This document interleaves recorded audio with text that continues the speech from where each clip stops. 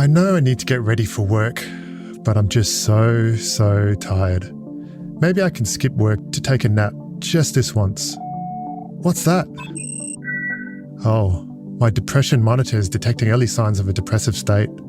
I thought I was just tired, but this might be a bigger issue. Let me set an appointment with my therapist.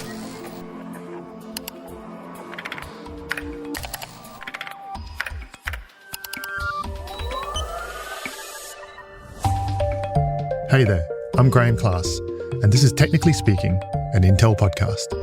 The show is dedicated to highlighting the way technology is revolutionising the way we live, work, and move. In every episode, we'll connect with innovators in areas like artificial intelligence to better understand the human-centred technology they've developed. Mental healthcare solutions remain underinvested in many communities around the world, yet so many suffer from issues that they don't even know they have. A lot of these conversations around healthcare hinge on making therapy more accessible to those in need. However, it can be difficult to determine that one is experiencing depression or a mental health crisis. Artificial intelligence is at the forefront of many different advancements in healthcare, but today we are going to dive into how it is working to make mental health care more accessible to everyone. In order to do that, I have to introduce you to a special guest. Joining me now is Teena Sahu. Teena Sahu was a high school student when she started exploring coding and engineering with AI. She never considered herself to be overly interested in technology to start.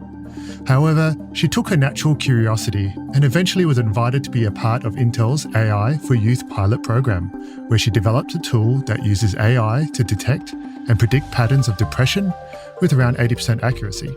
Since then, she's been awarded the Calm Trust Fellowship for Women. She currently attends the Aryabhata College at the University of Delhi, where she's completing a Bachelor's in Computer Science and exploring more opportunities to use AI as a tool for mental health and more. Welcome to the show, Teena. Hi, thank you for inviting me to this show, and I'm feeling more than privileged to be a part of this podcast. So, namaste to everyone. I'm really interested in your story of how you got into the STEM field. What prompted your interest in that field and also in AI? To begin with, till my 10th class, I was a student or a person who was always against technology. I always found, in fact, that the negative impacts that technology brings and whatever ethical concerns are there, they cannot be solved, and they are simply too much to be on the side of technology. But I remember in 2019, the AI for Youth program was launched, and it was launched in our school, which is Salwan Girls Senior Secondary School. So when I participated in that program, I got to know what artificial intelligence is, how many astonishing and astounding possibilities AI can unlock and has already unlocked. And therefore, this program pivoted my, journey, my career, my professional journey and my academic journey from being a non-tech student to becoming a tech student, finally pursuing computer science as my graduation. Okay. Was there a particular topic or person that really did spark that interest? What was the particular topic that actually got you really fired up? So in my school, there were two teachers who actually, molded my thinking, and they actually infused this critical thinking aspect in me, and they opened me to the world of possibilities that science, that technology and engineering offers. And I would like to take their name as well as a, token of respect. So it's Vandana ma'am and Surbhi ma'am. They empowered me, they encouraged me to think beyond what I see. And that led you to the Intel's AI for Youth program. What sort of projects have you worked on or are you working on right now? Since I participated in this program, I built Happiness Guru, which is a model that predicts depression. Apart from that, I was also a part of Atal Tinkering Labs. Through the ETL lab of a school, I basically got to know about Intel's AI for Youth program only. And in there itself, I built a few projects, and one of them was Happiness Guru.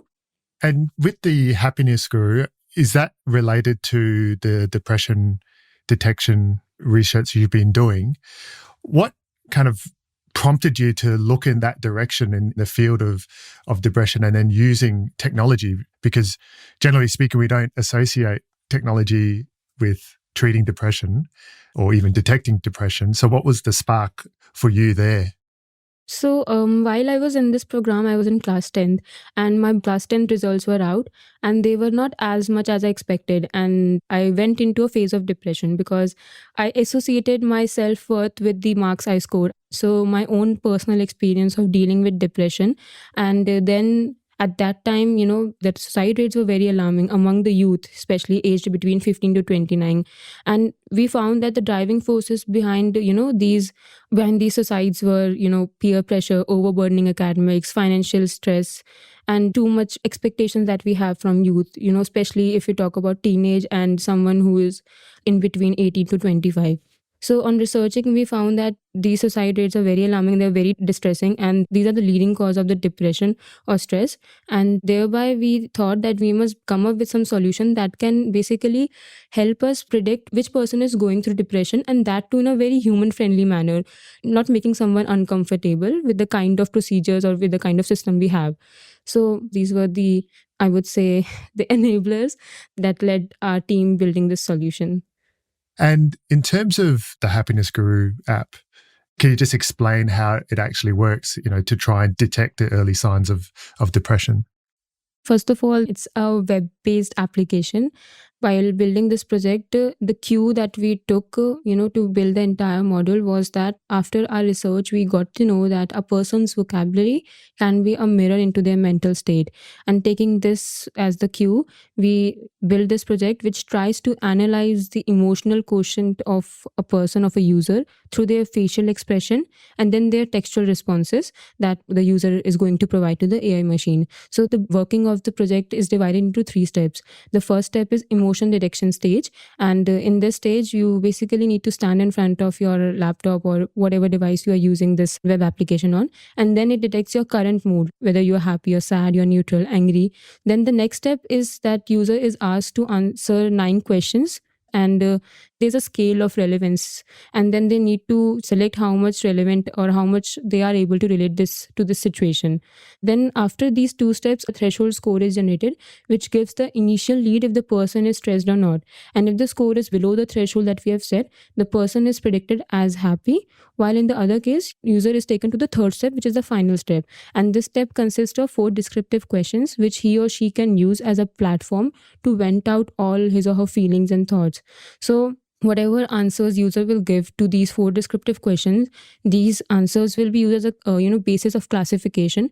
Then the machine will predict whether the user is depressed or not. So this AI machine, whatever input we are giving in this step, there's a model, namely SVM, which is support vector machine. It's a non-contextual classification model. It is basically used to classify things, and then we are using this model on the kind of language or keywords that are used in the answers, and then accordingly the results are given out that whether the person is stressed or not. And if the person is stressed, automatically the person is consulted to the concerned authorities or counselor. Otherwise, the person is predicted as happy or not stressed. Detecting and treating mental health is something with which many societies around the world struggle. According to the World Health Organization, approximately 280 million people in the world suffer from depression, and more than 300 million are living with anxiety. Many people with these mental health conditions exhibit some symptoms as children or young adults.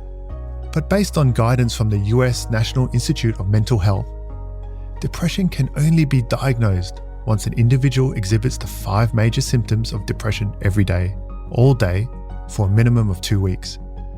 Imagine how we could help people earlier if we were able to identify depression with the help of AI tools like the Happiness Guru model. How does one actually create that model? What data is needed to train that model so that it can get that output? So basically, whenever we build any project, we were taught this thing in the program itself, that there's a whole project cycle that needs to be taken into account while we are building any project. So the first step that comes into the AI project cycle is problem scoping. So we have problem statements, we have our stakeholders, and we have our ideal solution as well. Now comes data acquisition. So basically, to make this project work the way it is working right now, data was collected anonymously through offline and online surveys and across 5 different schools across India.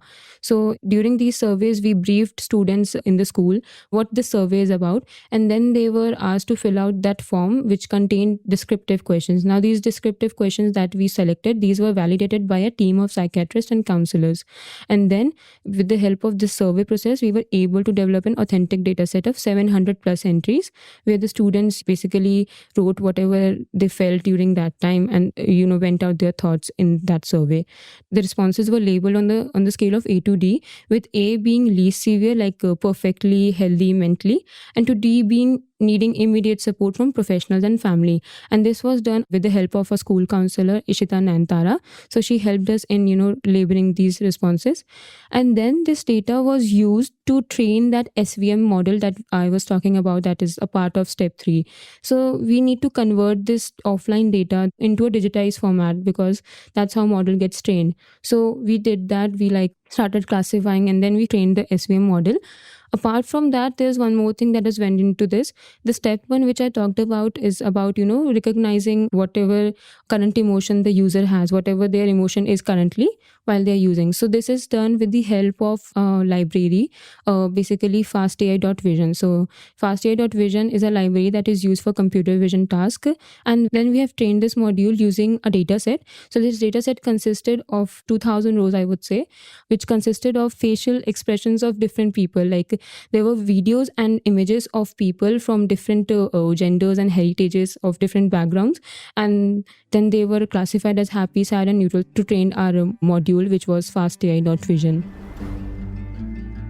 What Teena is describing in her design philosophy is very interesting, because in a way it mirrors processes used by psychiatrists and counsellors to identify depression in young people at schools. However, in her system, the effectiveness is amplified. Oftentimes, people experiencing depression are not able to recognise the symptoms in themselves, and for young people in particular, having access to a professional who could observe and identify the signs is not guaranteed. For cultural, social, and economic reasons, mental health is largely ignored. I can see the benefit of an automated system being used to identify it, and how that can help those with reservations around mental health care take that crucial first step.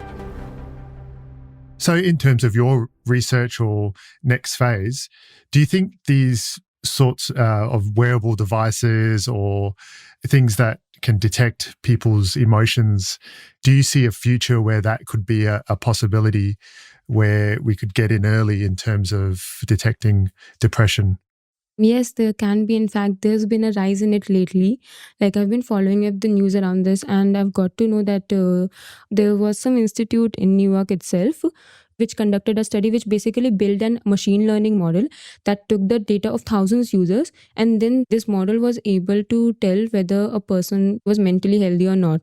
So we need to understand how this works first of all. Like, we are basically collecting data points in terms of different variables, and these variables are like, what are our pulse rate, what is our heartbeat, and different things that can be measured by these devices, by these variables, to find the relation between someone's mental health and whatever data points we are collecting. So there's a possibility that in the coming year, we can lead mental health care services. Apart from this, a similar thing that strikes to me right now is that brain-computer interface. Brain-computer interface is a machine that actually helps us to control a device, a machine, using our brain. So if something of that sort can be infused with machine learning, and then if we can build some solution that is oriented towards solving mental health problems that exist, that is oriented towards providing more healthcare services, like those are accessible enough and affordable as well. So I think majority of problems can be solved in this arena. Teena mentioning BCI, or brain-computer interface, reminds me of the conversation in episode 3 with Jagadish and Lama. We tend to think of BCI as human brains controlling the function of a machine, like moving a mouse cursor or controlling a robotic limb. However, Teena imagines a world where our brains can simply inform machines on how to service us. It is not so much that you would need to even think about being helped, but the machine learning process would allow a tool to remind you of a service you need. It's almost like having a second brain. I can't wait to see all of the medical applications this opens up to the world.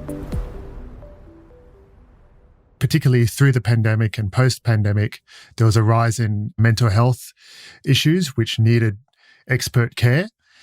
Now, do you think that AI can play a role in actually providing therapy for people with mental health concerns? I recently read an article in Time magazine about Wobot, which is a AI personal therapist. I'd like to get your thoughts as to whether they could actually provide useful advice for people to help manage their depression and mental health issues. So when we think of mental health care, no, the cornerstone of this is communication. It's not depending on the procedures, but more on the communication. Like if we know that therapist and the patient, that there should be a strong relationship between them. The relationship should be good enough so that the patient can communicate with their therapist, and then the problem can be solved, whatever problem the patient is going through. So, like if we talk about therapists in terms of AI, like so there are chatbots which are coming up like Wobot and UPAR. So these chatbots are increasingly being used to offer advice and a line of communication for mental health patients during their treatment. So they can also help with coping up with symptoms, as well as they can look out for keywords that could trigger a possible help that patient needs. So ChatGPT can be used like a therapist. Like there have been certain use cases, like I've been reading on Reddit, and there have been people who have been like sharing their stories around how they use ChatGPT as a therapist. Wow. So when we see that chatbot can be used as a therapist, it is like we are giving them some inputs, and they're basically doing sentiment analysis on the basis of textual responses that we are giving to them.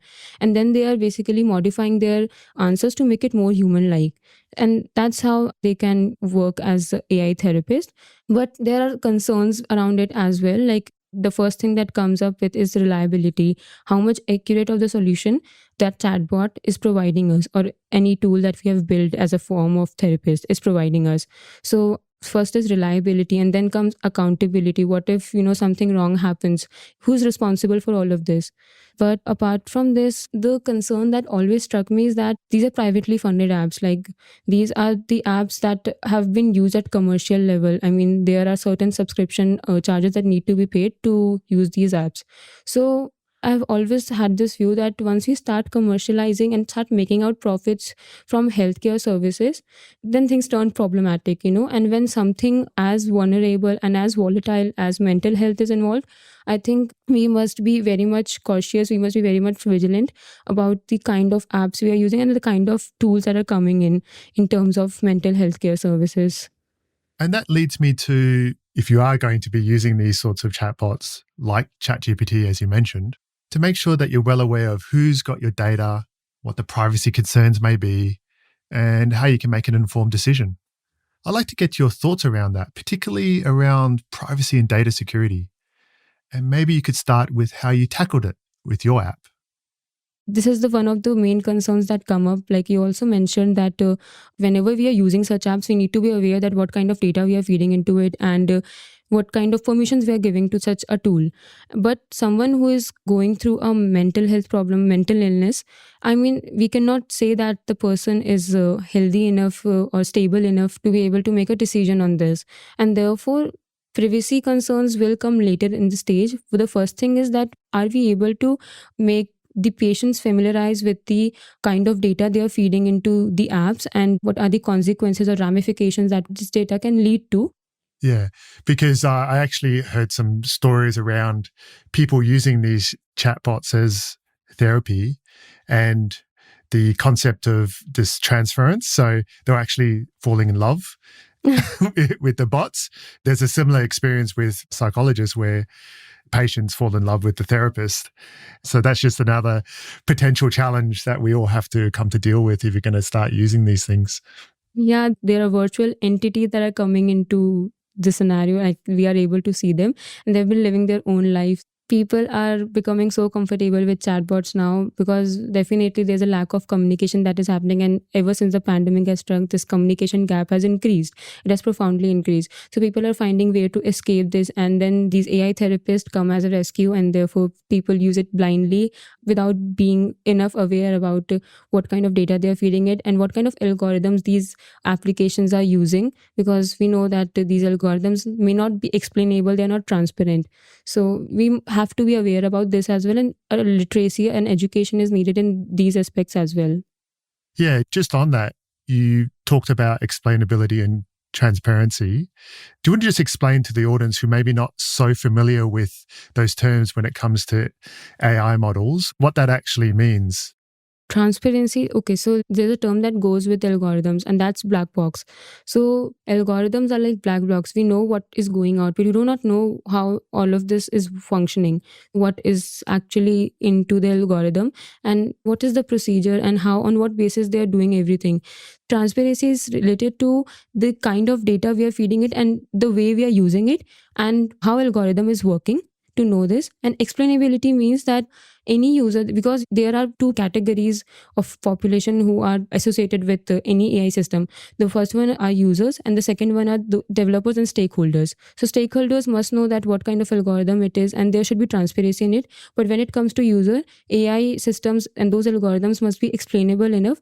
I mean, users are able to understand in a very human like language that what this algorithm is doing.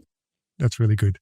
And as AI emerges as this tool to help people struggling with their mental health, I'd like a few more comments just around how you see it working in tandem with the medical community to better serve their patients and their communities.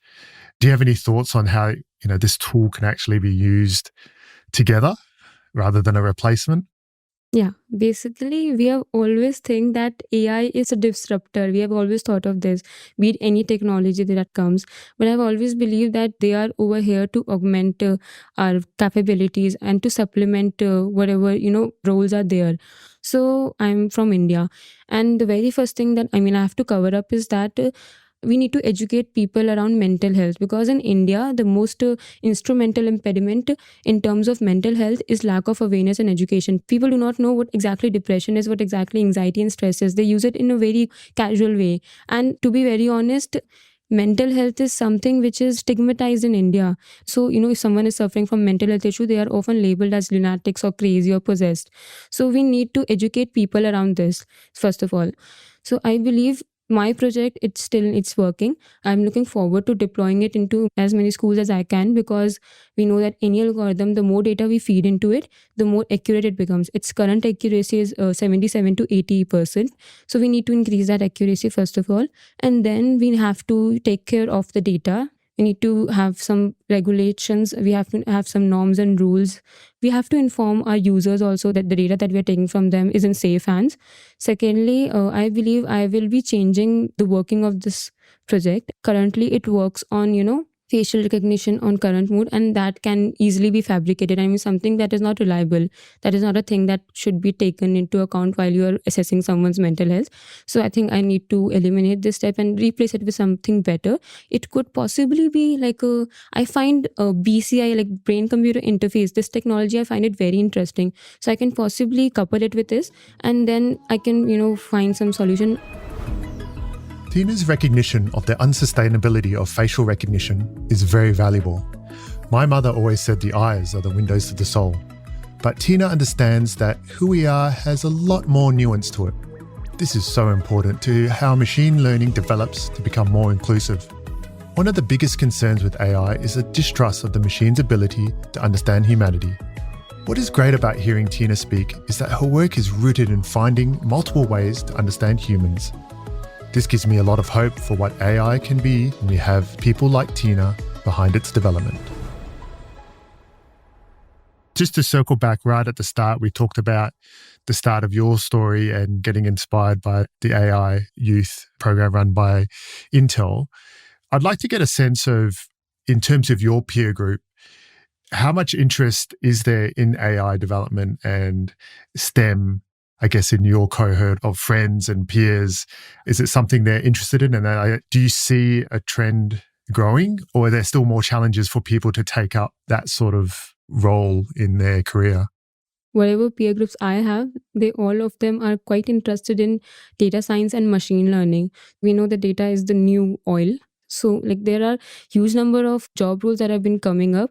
And since many of my friends and acquaintances, we are financially weak. So all of us look towards earning some skill set and becoming job ready, increasing our employability, rather than, we do not focus on taking this up on a longer run.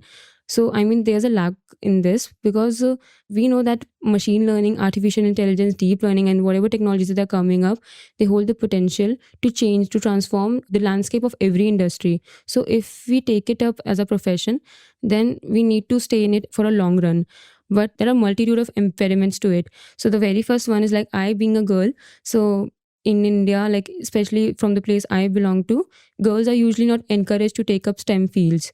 So we need to overcome that first of all. And then once we become employable, once we become like financially stable, independent, I mean, then talking on a personal level, I can then, work in this field, and then I can possibly work in somewhere around mental health and machine learning. And therefore, in the coming future, I plan to launch a program to say which is Shakti in STEM. So Shakti, it's a Hindi word, and in literal meaning it means feminine energy. Apart from this, it also has a different meaning. Like in India, Shakti is used to represent strong and resilient young girls and women. So I would want to launch this program Shakti in STEM, which aims at educating young girls who are based in rural areas, who hail from financially weaker and economically weaker and socially backward strata of the society, and to educate them and to fuel their aspirations to enter into STEM careers. Yeah, that's awesome because, I mean, I have 2 daughters and I'm really encouraging them to get into the STEM side of things, and, anything to help anyone get into coding and developing and actually creating something from new is quite a exciting feeling. So thanks, Teena, for joining us today. I really enjoyed that and I learned quite a lot from this. Thank you. Thank you.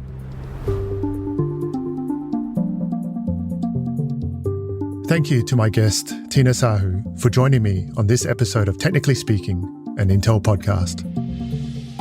This episode brilliantly highlighted the potential of AI in supporting those facing mental health challenges. I firmly believe that within the next decade, we'll witness a surge in AI-powered therapeutic tools designed especially for the younger generation navigating life's hurdles. One heartening development is society's evolving recognition of mental health as a genuine concern. I remember the 90s as a fresh-faced teenager. It was a time when such discussions were almost taboo and laden with stigma. Yet there's a pressing issue, the shortage of well-trained mental health professionals to cater to the increasing demand. AI and tech can serve as invaluable aids for these professionals, ultimately benefiting our community at large. Teena's transition from technology skeptic to its ardent supporter was a highlight for me. As a father of 3, I'm hopeful not just about the job prospects AI will offer them, but also the tech-savvy lives they will lead, with AI becoming second nature to them. Observing the innovative solutions emerging from young minds like Teena's, I'm convinced we're on the cusp of discovering awesome new technologies, apps, and remedies for many of life's challenges. Please join us on Tuesday, November 28th for the next 2 episodes of Technically Speaking, an Intel podcast. We'll be sharing 2 special episodes exploring the future of transportation and how technology like AI has already created modern-day mobility marvels like flying cars and autonomous shuttles.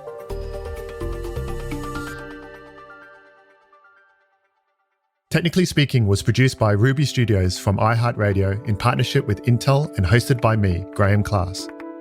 Our executive producer is Molly Sosha, our EP of post-production is James Foster, and our supervising producer is Nakia Swinton. This episode was edited by Ciara Spreen and written and produced by Tyree Rush.